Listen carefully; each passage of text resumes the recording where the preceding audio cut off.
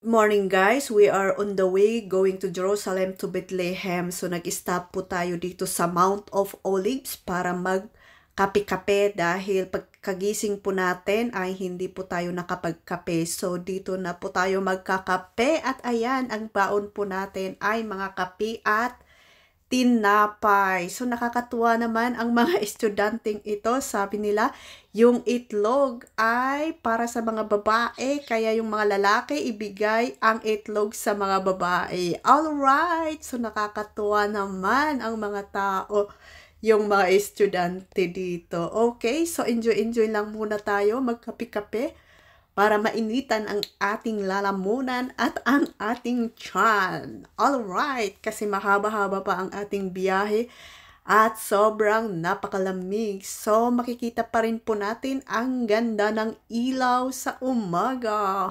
Okay, so ayan yung olive tree. Hindi ko alam bakit yan, ang mga autobus. So, makakagala ulit po tayo. Ayan, yung mga kasama po namin nag-enjoy ng mamasyal, hindi pa nakakapi. Alright, punta kayo dito para magkape muna. So, ayan, ito yung bus na gamit po namin.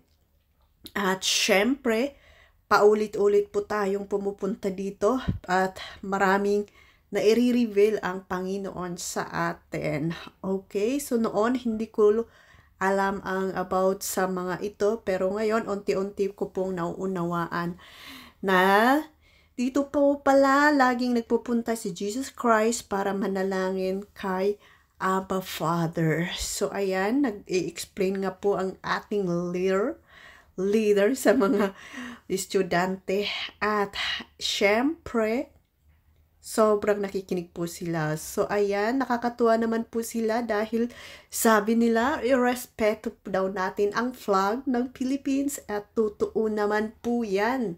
Kaya, tinupi-tupi po nila ng maganda. Okay, so ayan, papunta na po tayo sa Church of All Nations. So, andito po tayo. Magpapapicture lang po tayo dito kasi sarado pa. Alright, so napuntahan din po natin ito noong last week. So ayan nga po, at dito po tayo sa tapat ng Church of All Nation, at ang katapat ni po nito is yung Golden Gate.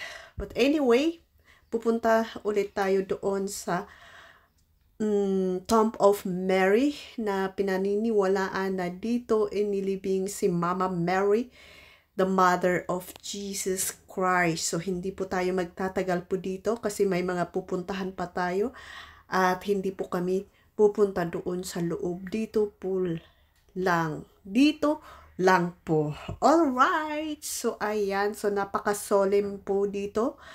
Madama, tisimba, dagidjay. Hindi ko alam kung anong religion na ang mga yan. But, yan, napaka-solemn ang loob nito. Okay, so kung pwede naman naming hintayin kung kailan sila matatapos para pumasok pa kami doon, makita po namin yung Tomb of Mary, pero yung oras po namin ay hindi kaya, marami pa po tayong pupuntahan. Okay, so malapit lang po ito sa Church of All Nation at doon sa Mount of Olives, kaya pwede po nating balik-balikan ito at pwede nating pasukan lahat kung ano ang mayroon dyan sa loob. Alright, so ayan, maraming candles, pwede kayong mag-wish sa Mama Mary. Mama Mary.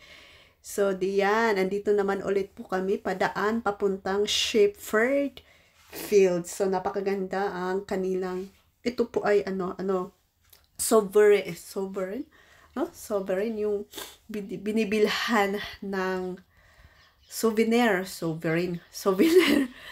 binibilhan ng souvenir. So pinag-stop nila po kami dito at nakapasok po kami. So nagpicture lang po kami at napakaganda ang Christmas tree nila. It's wood. Ganda. So ayan, nagpa-picture at ayan, ang mga gamit po nila doon sa mga wood is olive tree. Ayan, ito naman ang mga bag, yung sandal ni Jesus At ito naman yung mga muffler and yung mga bag na leather. Hindi naman po original na leather ang mga yan. Okay, so marami po tayong mabibilhan po dito.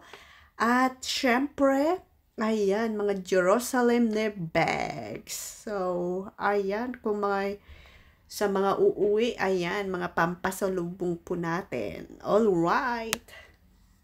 Okay, may mga cowboy na kalugong Jerusalem.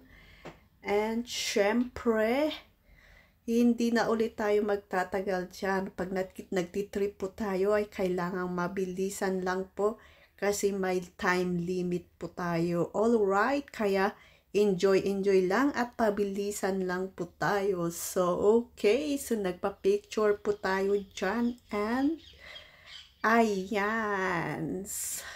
Kunwari, may binili po tayo pero wala. So, okay. So, andito na nga po tayo sa Shepherd's Field. Dito naman is a place where the angels appeared to the shepherds that Jesus is born. Okay. So, dito, yung place na ito ay dito nag-appear yung angel sa mga shepherds na nagbabantay ng kanilang mga alagang tupa. At yung angel ay nag-appear po sa kanila. So, nagtataka po sila. Natakot po sila. Pero sabi ng angel ay huwag po kayong matakot dahil ang kanyang dalang good news ay ipinanganak ang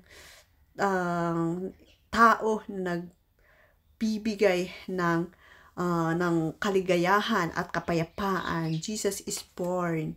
Okay, so pinaniniwalaan din na itong place na ito ay malapit na place ni Boaz. All right. So ayan. Nakalimutan kung anong verse na iyon. But anyway, let us read to the Bible. Okay, so ang pinapahawating naman lang po dito is talagang si Jesus Christ ay nagkatawang tao para sa ating mga kasalanan. It is because of the love of our Abba Father. So, yung heart of the Bible is yung John 3:16 na Jesus Christ is born because of the love of the Abba Father. Alright, so ayan, marami-raming mga tao dito dahil, ayan, maraming makapunta dito sa pasyalan na ito. Okay, so napicturan lang ko ito doon sa daan. Holy Spirit.